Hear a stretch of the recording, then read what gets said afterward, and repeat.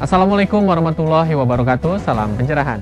Pemirsa, Berita TV-mu kembali hadir menjumpai Anda dengan sejumlah informasi yang cerdas dan mencerahkan. Di antaranya adalah Ketua Umum Partai Kebangkitan Bangsa Muhaimin Iskandar penuhi panggilan KPK terkait dugaan kasus korupsi di Kementerian Tenaga Kerja dan Transmigrasi. Di Hari Sumpah Pemuda, sejumlah pemuda melakukan aksi tolak korupsi. Kebakaran hutan melanda Gunung Lawu di Solo. Bersama saya, Boy Aditya, inilah Berita TV-mu selengkapnya untuk Anda.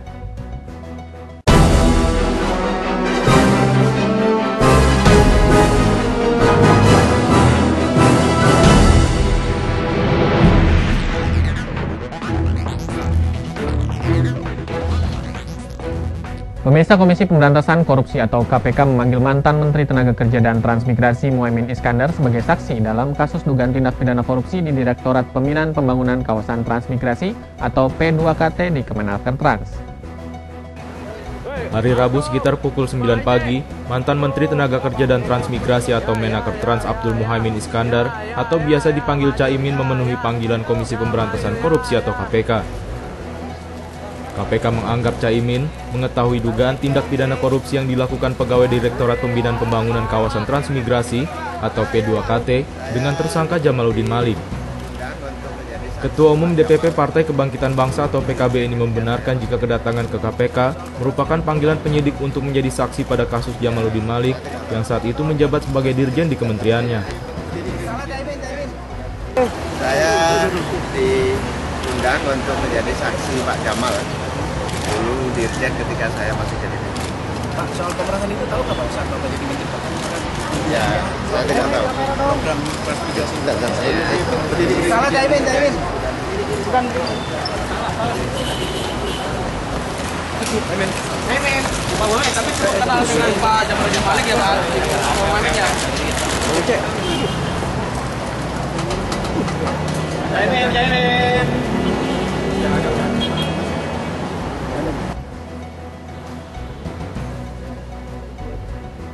Dalam kasus ini, Jamaluddin Malik diduga melakukan pemerasan menguntungkan diri sendiri atau orang lain dengan cara melawan hukum dan memaksa seseorang memberikan sesuatu atau menerima imbalan terkait kegiatan tahun anggaran 2013-2014 dan dana tugas pembantuan tahun anggaran 2014. Deddy Musoni memberitakan dari Jakarta.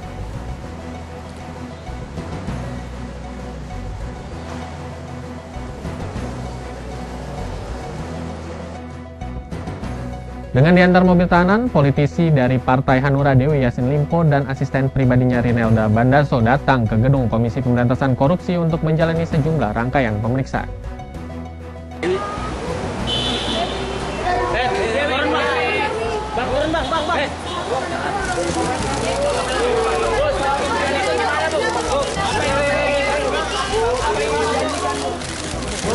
Mantan kader Partai Hanura yang juga anggota DPR RI, Dewi Yassin Limpo dan asisten pribadinya Rinelda Bandaso mendatangi Komisi Pemberantasan Korupsi atau KPK setelah ditetapkan sebagai tersangka dalam operasi tangkap tangan oleh KPK pada pekan lalu. Dewi dan Rinelda pun sama-sama diantar mobil tahanan berseragam rompi tahanan KPK.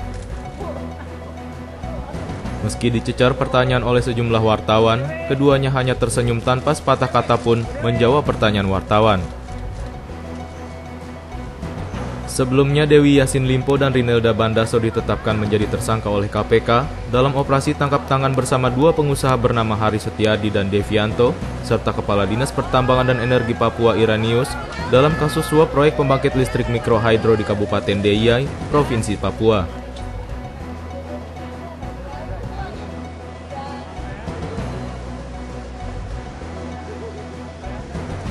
Deddy Musoni memberitakan dari Jakarta.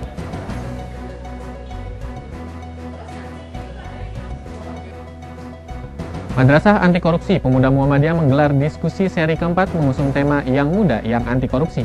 Kegiatan ini meneguhkan komitmen perlawanan kaum muda terhadap korupsi yang menjadi momentum semangat Sumpah Pemuda.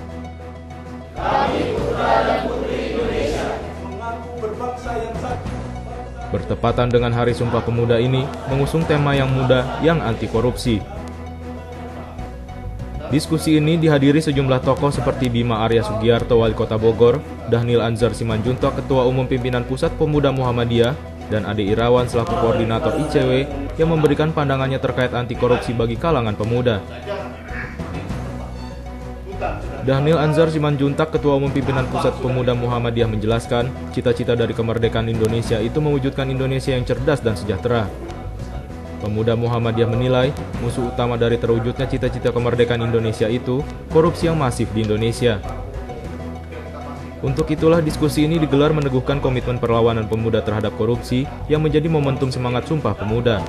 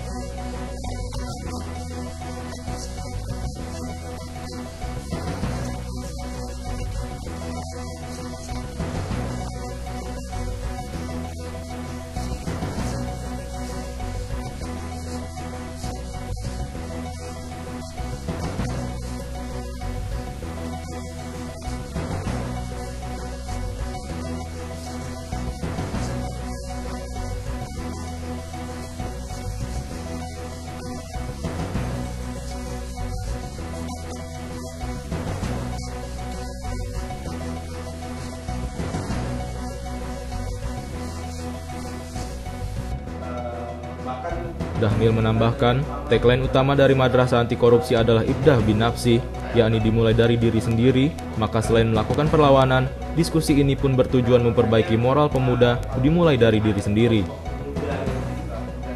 Dikhawatirkan, pemuda masa kini miskin contoh.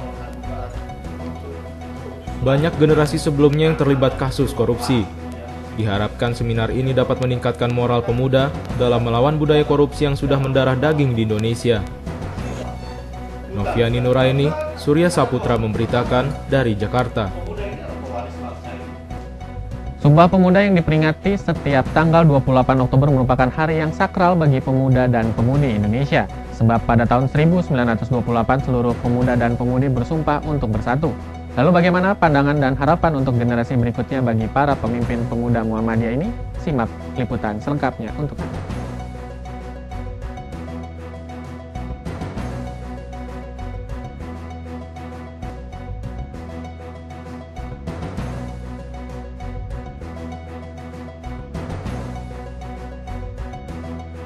Kita lihat pemuda, remaja di Indonesia, termasuk para pelajar, masih banyak yang mempersoalkan perbedaan etnis, perbedaan kelompok dan golongan, sehingga banyak terjadi kita lihat baik di media ataupun di depan mata kita terjadi kerusuhan antar desa, antar kelompok maupun tawuran.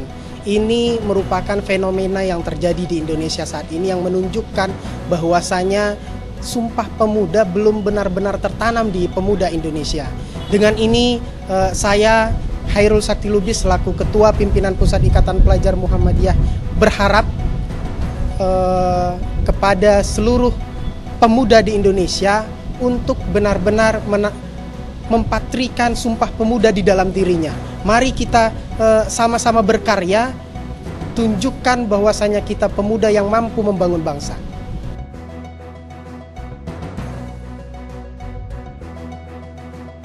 Bangsa kita adalah bangsa yang besar, bangsa yang mayoritas penduduknya adalah kaum pemuda. Dalam setiap roda sejarah, pemuda selalu berada pada garda terdepan untuk melakukan perbaikan, perubahan, dan kemajuan terhadap bangsanya. 28 Oktober, Sumpah Pemuda dicetuskan di mana pemuda dari Sabang sampai Merauke berikrar bahwa mereka menjadi satu bangsa, satu bahasa, dan satu bangsa Indonesia. Bertekad untuk memerdekakan bangsa Indonesia. Dan sekarang ini kalau kita lihat memang ada sebuah degradasi moral di kalangan pemuda. Narkoba seolah sudah menjadi sarapan pagi. Seks bebas bukan lagi hal yang tabu. Bahkan agama sekalipun hanya dianggap barang kuno yang harus dimuseumkan. Hari ini Ikatan Mahasiswa Muhammadiyah dan Ikatan Pelajar Muhammadiyah ingin mengangkat cikal bakal kebangkitan pemuda Indonesia di 28 Oktober 2015. Mari bangkit pemuda Indonesia, kita berantas narkoba, kita berantas seks bebas, kita bangun bangsa kita dengan kritik-kritik yang membangun terhadap pemerintahan yang tidak pro terhadap kepentingan rakyat. Pertama, saripati dari Sumpah Pemuda itu sesungguhnya adalah merawat kemajemukan. Kemajemukan itu adalah jantungnya Indonesia.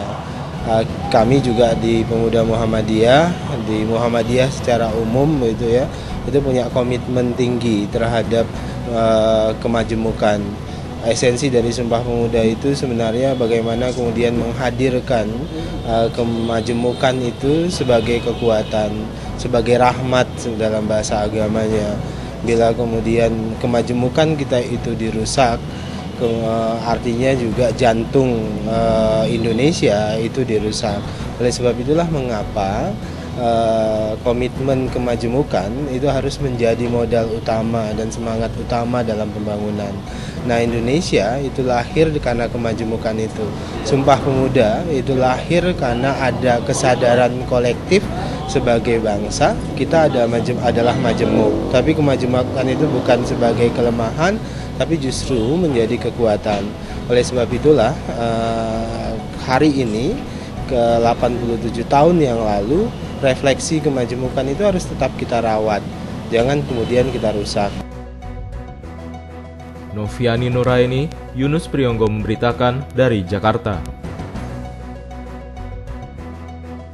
Bertepatan dengan momentum Hari Sumpah Pemuda, ribuan buruh yang tergabung dalam Konfederasi Serikat Pekerja Seluruh Indonesia atau KSPSI melakukan unjuk rasa besar-besaran setelah Presiden Joko Widodo menandatangani Peraturan Pemerintah Nomor 78 Tahun 2015 tentang pengupahan.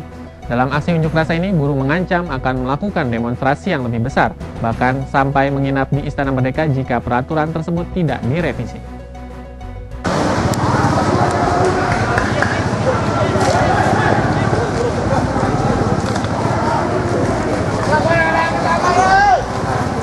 Ribuan buruh dari berbagai organisasi mengepung sekaligus melumpuhkan jalan di sekitaran Istana Merdeka. Para buruh membawa atribut dan seragam buruh.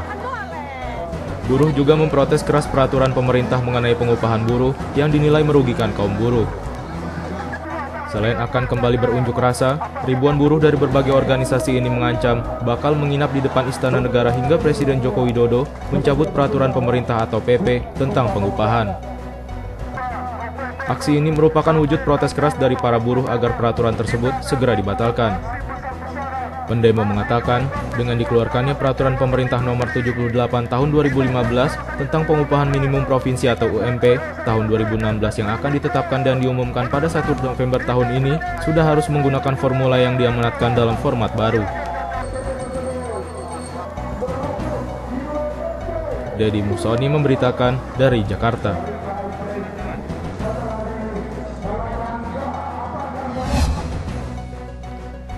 Pemirsa, berita tentang kebakaran Gunung Lawu akan kami hadirkan saat lagi usai jeda berikut. Untuk itu tetaplah bersama kami dalam Berita TV.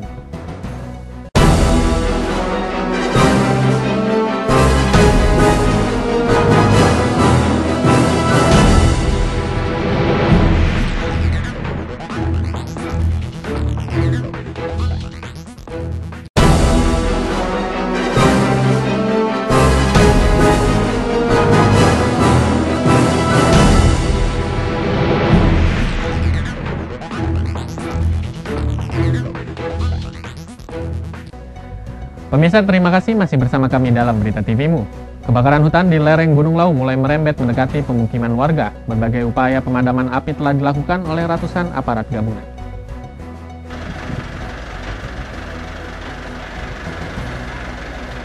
Kebakaran hutan lereng Gunung Lawu yang berada di Kabupaten Magetan, Jawa Timur masih mengkhawatirkan. Saat ini, kebakaran hutan Lawu sudah merembet mendekati pemukiman warga Cemoro Sewu, Kecamatan Pelawasan, Kabupaten Magetan.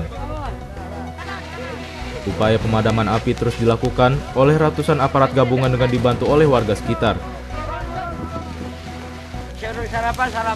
AKP Ruan Jianto Kapolres Magetan mengatakan upaya pemadaman ini terkendala oleh stok air yang sulit didapat. petugas harus mengambil air dari sumber air terdekat di wilayah Karanganyar, Jawa Tengah untuk mendapatkan air. Selain itu, mobil pemadam kebakaran harus menunggu sekitar 1 jam untuk mengisi penuh air yang akan digunakan.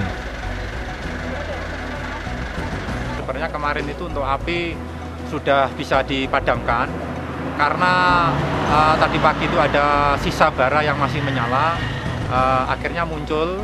Terus upaya dari kami kerjasama dengan pemadam kebakaran untuk mengadakan pembasahan. Terus alhamdulillah sekarang sudah bisa pembasahan sudah masih berlangsung, walaupun api sudah nggak muncul, walaupun ada kepulan asap, tetap kita laksanakan untuk pembasahan untuk antisipasi. Untuk personil yang kita libatkan ya dari kepolisian sekitar 15, termasuk dari perhutani, dari rekan TNI, dari masyarakat sekitar, dari BPBD maupun dari PMI. Meskipun kebakaran sudah mendekati pemukiman, belum ada dampak secara langsung terhadap warga, namun kekhawatiran lain muncul jika musim penghujan tiba. Tanah longsor bisa saja menimpa pemukiman warga saat hujan turun karena akar-akar pohon yang fungsinya mengikat tanah dan bebatuan telah habis terbakar. Randy M. Hosaini, UMS, memberitakan dari Magetan, Jawa Timur. Sejumlah peneliti dari Muhammadiyah Tobacco Control Center mengungkapkan banyak petani tembakau di Indonesia yang mendukung pemerintah dalam pengendalian tembakau. Pertemuan sejumlah peneliti tembakau Muhammadiyah Tobacco Control Center di Gedung Dakwah Pimpinan Pusat Muhammadiyah mengungkapkan fakta-fakta yang memperkuat bahaya tembakau. Banyak petani tembakau sakit ketika panen tembakau tiba dibanding petani non-tembakau. Kenyataannya, petani dan pekerja rentan terhadap fluktuasi ekonomi. Karena para petani umumnya tidak hanya mengandalkan satu jenis tanaman dan murahnya harga rokok serta gaji pekerja rokok. Menjadi petani tembakau tidak menguntungkan karena banyak faktor seperti cuaca, pasar, dan monopoli industri tembakau. Untuk itulah dari hasil riset yang dilakukan, petani tembakau mendukung pemerintah dalam pengendalian tembakau. Dengan alasan selain bisnis, tembakau kurang menguntungkan. Petani tembakau yakin bahwa rokok menyebabkan kanker paru-paru dan sangat merugikan baik bagi perokok maupun non-perokok. Mereka juga tidak ingin putra-putri mereka merokok. Syahyuti selaku peneliti Litbang Kementerian Pertanian mengatakan bahwa tembakau bukannya bahan komoditi utama, masih banyak komoditi pertanian seperti cabai dan juga sayuran organik. Untuk Kementerian Pertanian sebetulnya memang tembakau bukanlah tanaman komoditas strategis, juga bukan komoditas utama dan dia juga bukan tanaman pangan. Maka secara umum tembakau memang tidak menjadi prioritas pembangunan pertanian dan dalam konteks petani, ini kan berbeda halnya dengan konteks komoditas. Kalau bagi kami petani ya, petani pada intinya petani harus bisa sejahtera. Dia harus bertani, memperoleh hasil, menjualnya, lalu mendapat keuntungan yang sedemikian sehingga keluarganya bisa sejahtera. Hasil riset menunjukkan penyebab penyakit dan kematian dini di Indonesia. WHO memperkirakan bahwa merokok membunuh 235.000 orang Indonesia tiap tahunnya dan asap rokok membunuh 25.000 nyawa. Tidak adanya peraturan tentang merokok menyebabkan 61 juta orang atau 36,1% orang dewasa menggunakan tembakau. Tentu ini membahayakan generasi bangsa dan membutuhkan penanganan serius dari seluruh lapisan masyarakat. Arina Nurrohmah, Yunus Priyonggo memberitakan dari Jakarta. Buya Syafi'i Ma'arif mengimbau pemerintah untuk bertindak tegas dalam menertibkan regulasi tembakau. Banyak masyarakat yang dirugikan akibat asap rokok dan tembakau seperti kaum perempuan dan anak-anak. Dalam pidato pembukaan dialog diseminasi hasil penelitian persepsi petani tembakau dan mantan petani tembakau terhadap pertanian tembakau dan pengendalian produk tembakau di Indonesia di Gedung Dakwah Pimpinan Pusat Muhammadiyah, Buya Syafi'i Ma'arif menegaskan bahwa rokok menjadi mesin pembunuh nomor 1 bagi masyarakat secara perlahan-lahan, meskipun tidak sedikit orang yang kebal terhadap rokok. Diungkapkan oleh Buya Syafi'i Ma'arif bahwa pemilik dan jajaran direksi perusahaan rokok justru tidak merokok karena tahu bahaya rokok. Untuk itu Buya berharap lapisan masyarakat mendukung gerakan pengendalian tembakau ini. Jadi saudara, pemerintah tegas, memang tidak mudah artinya mengalihkan ya dari tanam tembakau untuk lain itu juga membuka proses. Tapi itu apapun juga sebenarnya saudaranya. Yang jelas mudarat jauh lebih besar di Stargil sudah mengharamkan merokok, belum banyak juga di Muhammadiyah yang merokok, itu kan persoalannya. Bahkan dulu anggota BP dulu ada yang merokok berat. Oleh sebab itu apa yang dilakukan oleh NTCC ini menurut saya perlu mendapat dukungan semua pihak, dan pemerintah ini juga jangan gamang, susah sekali.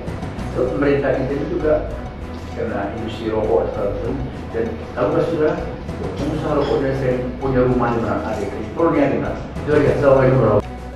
Gerakan pengendalian tembakau ini sudah dilakukan 2 hari dan acara lainnya akan digelar pada tanggal 30 Oktober 2015. Dengan aksi ini diharapkan pemerintah segera memberlakukan kebijakan tegas terkait pengendalian tembakau.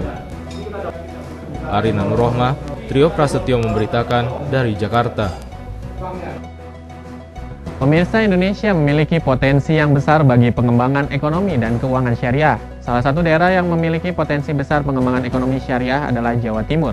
Untuk itu diperlukan kerjasama pusat dan daerah dalam membangun sinergi program pengembangannya. Deputi Gubernur Bank Indonesia Peri Warjio dalam seminar dengan tema kebijakan strategis pemerintah pusat dan daerah dalam akselerasi ekonomi syariah di Surabaya, Jawa Timur, menurutnya syarat bagi pengembangan ekonomi syariah di Indonesia adalah adanya kebijakan yang mendorong ekonomi dan keuangan syariah baik di tingkat pusat maupun daerah. Untuk itu, koordinasi antar pemerintah dan lembaga di tingkat pusat dan daerah menjadi sangat penting. Salah satu tantangan yang besar selama ini dalam pengembangan keuangan syariah adalah kesadaran masyarakat yang masih rendah. Maka dari itu, dorongan masyarakat dapat mengambil bagian dalam kegiatan ekonomi syariah sangat penting. Selain itu juga tambah Peri, diperlukan pengembangan model-model pembiayaan syariah yang dapat diimplementasikan di pasar keuangan. Untuk mengembangkan hal tersebut, diperlukan sinergi kebijakan dan pengaturan dari sisi mikro dan makro. Dengan strategi tersebut, Bank Indonesia meyakini peningkatan pasar keuangan syariah akan berkembang dengan pesat. Tim TVMU memberitakan. Pemirsa, berita menarik lainnya akan kami hadirkan usai jeda berikut. Untuk itu tetaplah bersama kami dalam Berita TV.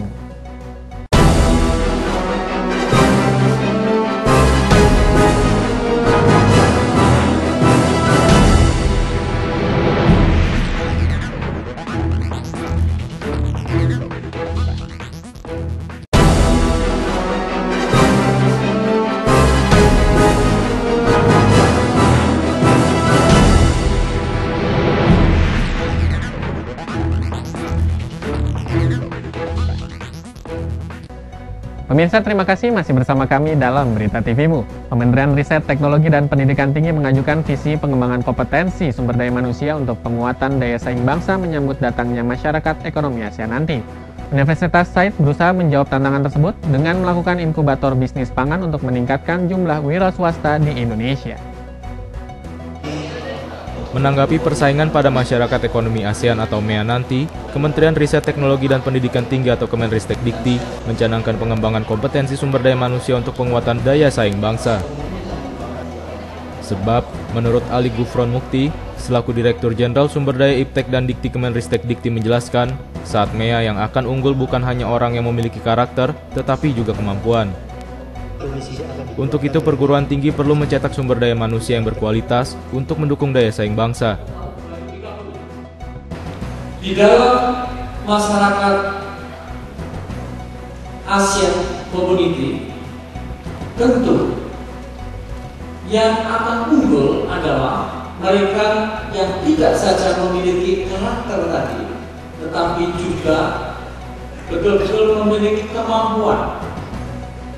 Tidak saja yang bersifat knowledge, tetapi sikap dan skill yang luar biasa. Untuk menjawab tantangan ini, Universitas Shahid membuka inkubator bisnis pangan yang pernah memperoleh juara 1 kategori kuliner terbaik di ajang Kreatif Inovatif Fair 2014. Program ini dibuat untuk melatih mahasiswa belajar memulai sesuatu bisnis pangan dengan menghasilkan karya inovatif yang bersaing dan tentunya untuk meningkatkan jumlah wira swasta di Indonesia.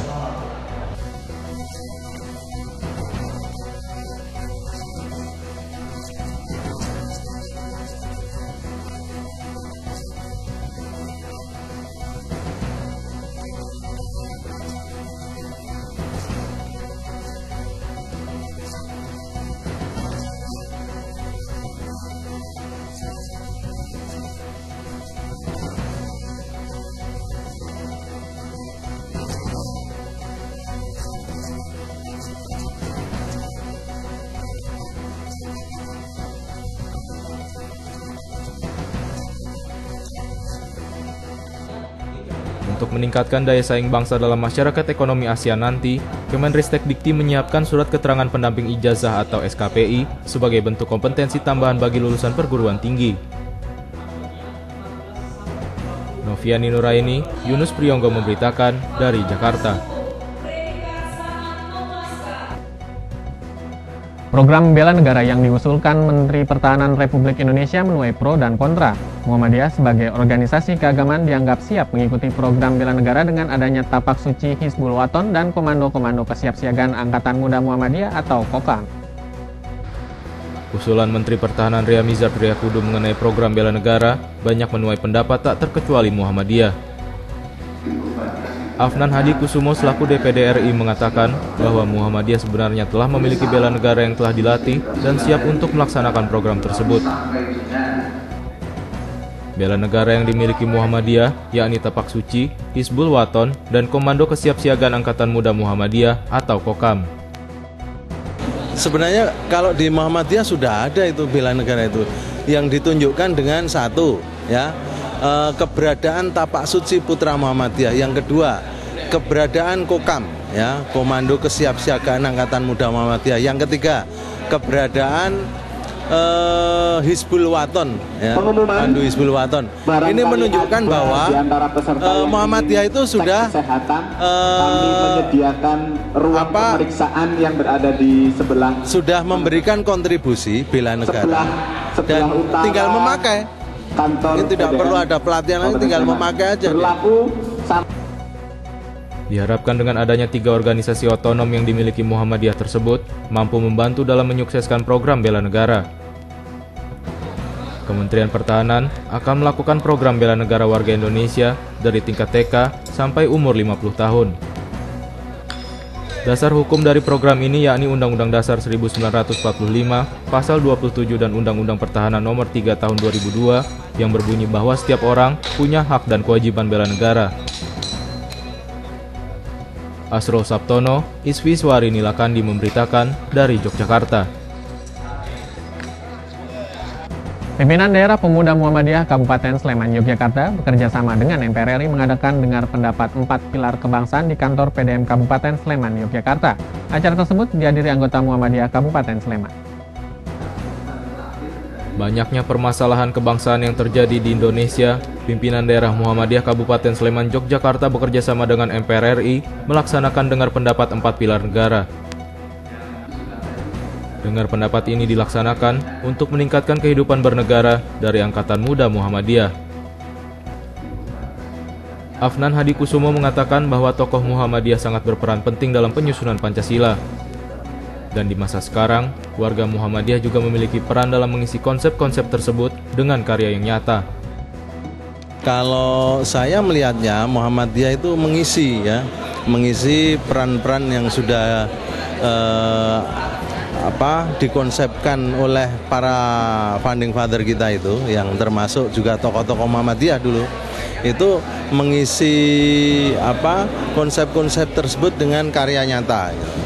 Dan saya kira warga Muhammadiyah sudah biasa gitu untuk berjuang ikhlas tanpa mengharapkan sesuatu, dan kira-kira bisa lah.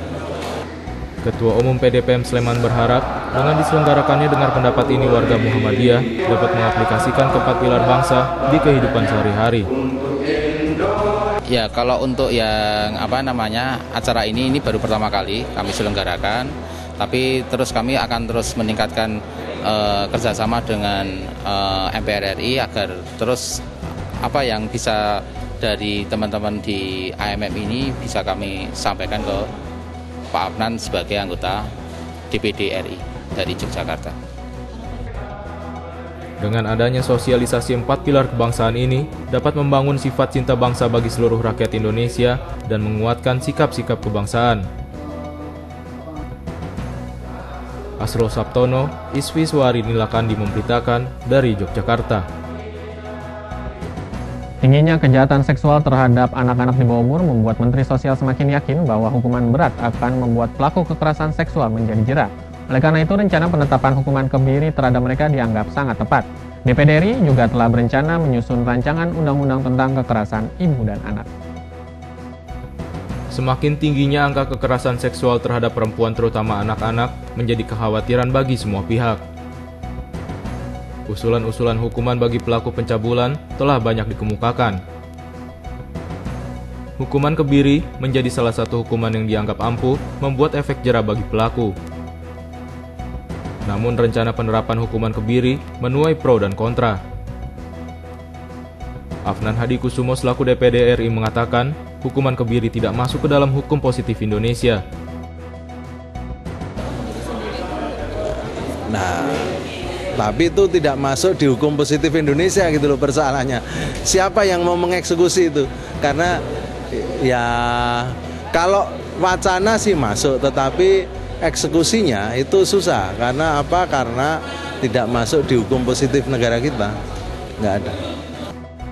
Untuk menentukan hukuman yang tepat bagi pelaku pencabulan, DPD RI akan menyusun rancangan undang-undang tentang kekerasan ibu dan anak guna meminimalisasi korban pencabulan yang semakin meningkat. Asrul Sabtono, Iswiswari Nilakandi memberitakan dari Yogyakarta. Ya pemirsa, informasi tadi sekaligus menutup perjumpaan kita pada kesempatan kali ini. Saya Boy Aditya dan segenap kru yang bertugas mengucapkan terima kasih atas kebersamaan Anda. Salam pencerahan, wassalamualaikum warahmatullahi wabarakatuh.